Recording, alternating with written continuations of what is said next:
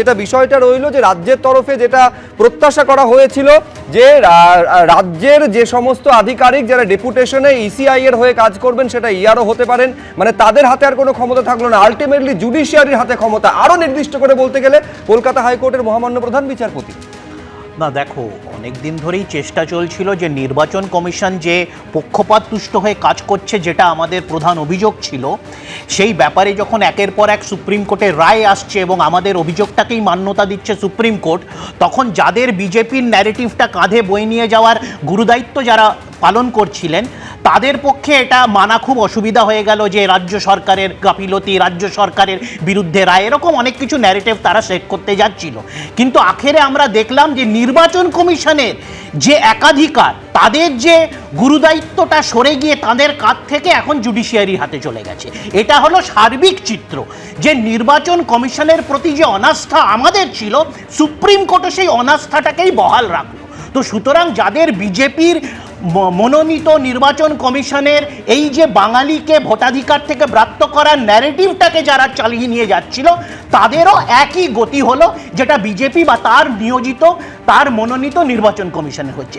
এটা হলো হোলিস্টিক বিষয়। বেশ, আমি একেবারে তৃণমূল মুখপাত্র বলছেন যে কমিশনের প্রতি অনাস্থা আজকের যে রায়ের পরিমার্জন সেটাতে আবার প্রতিষ্ঠা পেল। রাজস্বী, প্রচণ্ড ইমোশনাল, একেবারে পুরো হৃদয় বিদীর্ণ স্পিচ তৃণমূলের। স্বাভাবিক, সুপ্রিম কোর্ট যে ডিরেক্টর জেনারেল বেঙ্গল পুলিশকে ধ্যাঁতানিটা কীরকম দিয়েছে, বেঙ্গল পুলিশের ডিরেক্টর জেনারেলকে চরম থেকে চরমতম হুঁশিয়ারি দিয়েছে, মানে কি কি হতে পারে। 5 বার সুপ্রিম কোর্ট একটা সেন্টেন্স রিপিট করেছে, do you know what can be the consequences, এই একটা লাইন 5 বার বলেছে। মৃদুমন্দ হাসি দিয়ে নিজেদের যে চাপটা, যে কোনো রকম সাহায্য করা হয়নি, বিএলও থেকে আরম্ভ করে প্রত্যেকটা জায়গায় দিনের পর দিন ঘটনা, ফারাক্কা থেকে আরম্ভ করে প্রতিটা জায়গায় ভাঙচুর। আজকে পরিষ্কারভাবে কি বলছেন, 50 লক্ষ নামকে আরেকবার করে রিভেরিফাই করতে হবে, যাচাই করতে হবে। 80 লক্ষের ওপর আনম্যাপড এবং লজিক্যাল ডিসক্রিপেন্সি আছে। এই যে টোটাল ডেটাটা, 3 বছরের এক্সপিরিয়েন্স জাজ ছাড়া কাউকে হবে না, তাদেরকে ছাড়া চলবে না। আজকে কার কথা, আজকে কাদের জন্য হয়েছে? বলছে যে সুপ্রিম কোর্ট কি বলেছে, কোন রাজ্যেই ঘটনা ঘটছে না।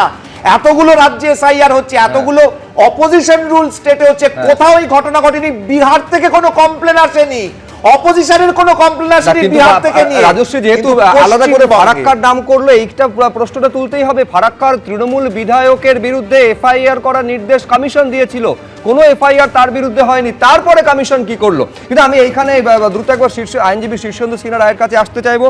এই মুহূর্তে 50 লক্ষের মতো আবেদন যা নিষ্পত্তি করা বাকি রয়েছে, এইবারে সিভিল জজ 3 বছরের অভিজ্ঞতা সম্পন্ন কতজনকে নিয়োগ করা হবে আমরা জানি না, কিন্তু এটা তো আপনাকে মানতে হবে শীর্ষেন্দুদা যে একটা মনুমেন্টাল টাস্ক করা বাকি রয়েছে। সময়ও 28 তারিখে প্রথম লিস্ট বেরোবে, হাতে মাত্র 4 দিন, অথচ বকেয়া হচ্ছে পাহাড় সমান। এই জায়গা থেকে মহামান্য সুপ্রিম কোর্ট আজকে অর্ডার দিলেন যে বাইরে ঝাড়খণ্ড কিংবা উড়িষ্যা থেকেও নিয়ে আসতে হবে বিচারককে। পশ্চিমবাংলা প্রথম ভাবতে হবে কোন দিকে এগোচ্ছে। আজকে এসআইআর শুরু হয়েছে 9টা রাজ্য এবং 3টা কেন্দ্রশাসিত অঞ্চল, 12টার মধ্যে 9টাতে চূড়ান্ত ভোটার তালিকা বেরিয়ে গেছে।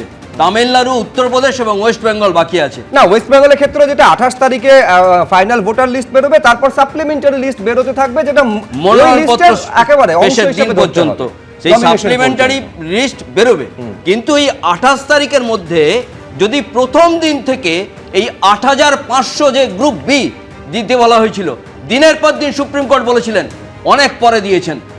আজকে বিডিও অফিসগুলোকে যদি ভাঙচুর না করে কাজ করতে দিতেন, প্রত্যেকটা কাজ যদি ধাপে ধাপে এগুতো, এবং কমিশনও দায়ী, কমিশন আজকে প্রত্যেকটা জায়গায় সাধারণ মানুষ অসুবিধাতে পড়ছেন, সেগুলোও দেখা উচিত ছিল।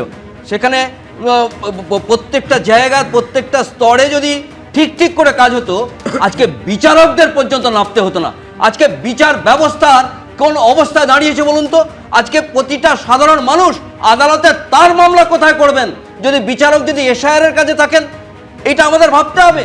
আমরা তো ভুক্তভোগী, আমরা তো দেখছি আজকে 250 জনের জায়গায় 1000 জন বিচারক এসআইআর এর কাজে নিযুক্ত হবেন। সেখানে লোয়ার কোর্টের যে মামলাগুলো পাহাড় প্রমাণ মামলা দিনের পর দিন তারিখ পে তারিখ হচ্ছে, সেগুলোর দিন আরো বেড়ে যাবে। সেগুলোর অবস্থা কোন দিকে যাবে? এবিপি আনন্দ, এগিয়ে থাকে, এগিয়ে রাখে।